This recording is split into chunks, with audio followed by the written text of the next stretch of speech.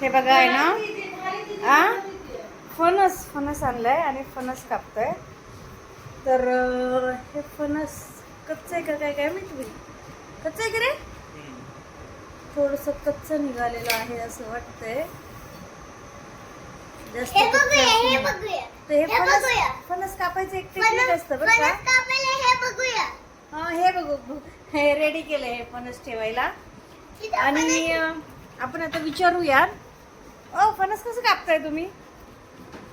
फणस कापायची वेगवेगळी प्रक्रिया असते. हा, पण मी आता तुम्हाला दाखवतोय. कारण फणस म्हणजे काय माहितीये का, हाताला चीक वगैरे लागतो. त्यासाठी तुम्ही थोडं तेल वगैरे त्या आहे ना चाकूला लावणं गरजेचं आहे. तुमच्या हातालाही लावा, चाकूलाही लावा. याच्यामुळे काय होतं? तो चीक वगैरे जो असतो ना, हा. तो आपल्या हाताला लागत नाही.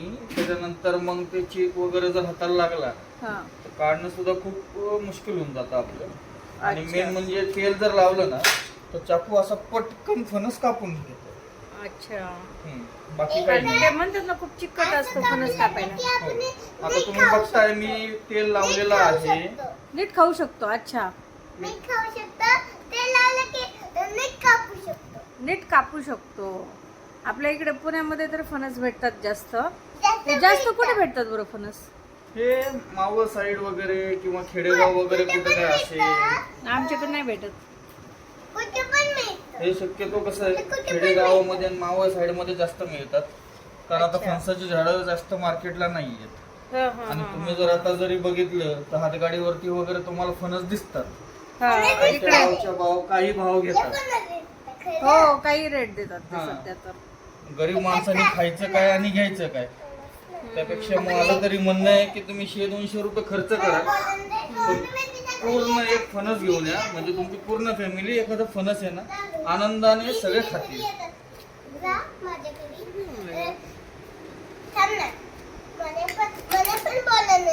बोल बाबा तू बोल. हा, आता फणस तुम्हाला आवडतं का फणस? अच्छा.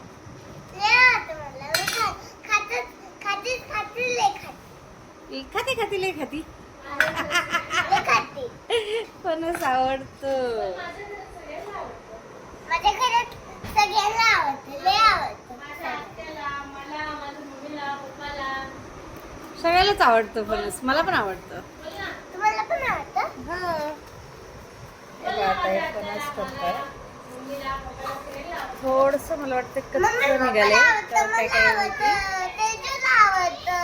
फणस कच्चं जरी असेल ना तरी काही नाही, चांगलं असतं.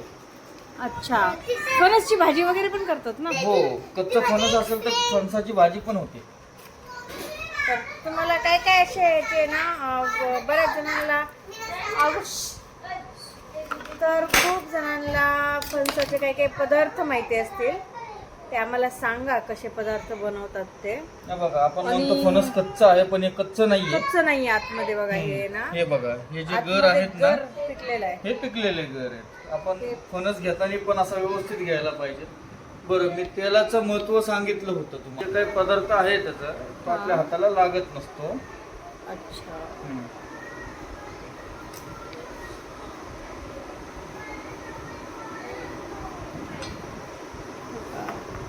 वरून किती कच्चा दिसत होतो फणस, पण एकदम छान निघालेला आहे.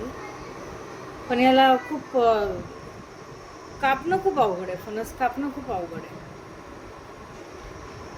कापणं तर अवघड आहेच, पण खाण्याची पण मजा काहीतरी वेगळीच आहे. हो.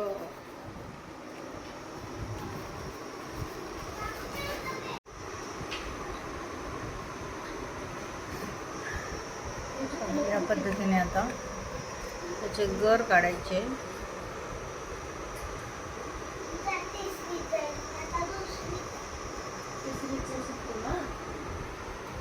मी आता दुसऱ्या फर्स्टला आहे.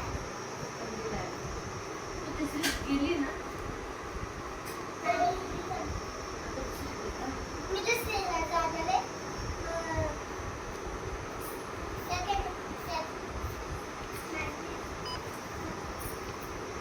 बघा, आता आम्ही ना मस्तपैकी फणस खायला बसलो. छान फणस कापलेला आहे आणि थोडा कच्चा पण लय गोड आहे. खूप गोड आहे, खूप गोड आहे. तर तो तिकडे कटिंग चालू आहे फणसचा आणि आम्ही इकडे मस्तपैकी एन्जॉय करतोय फणस. मग काय वाटतंय तुम्हाला फणस कापताना?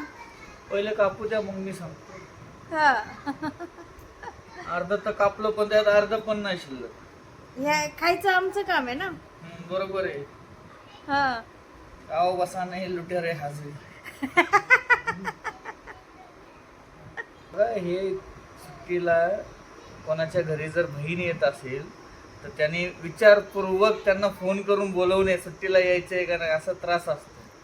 काम धंदे सोडून असे ना फणस सोलावे लागतात बघा. मग बाबांचं काय काम असतं. हो गाव बसा नाही लुटेरे हाजीर. बघा आम्हाला लुटेरा म्हणायला लागलाय, लुटेरा. बरं तिची बायको बी खाते. हा मी एकटी लुटेरी नाहीये ना, त्याची बायको पण आहे इकडे. हो.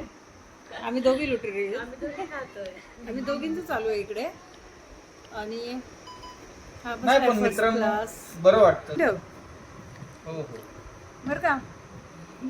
आपलं खायचं झालं ना की फणस उचलून ठेव, आपण संध्याकाळी खाऊयात. अजून लागणार असेल तर सांगा घेऊन येतो. काळजी करू नका. हा. ताजं ताजं फणस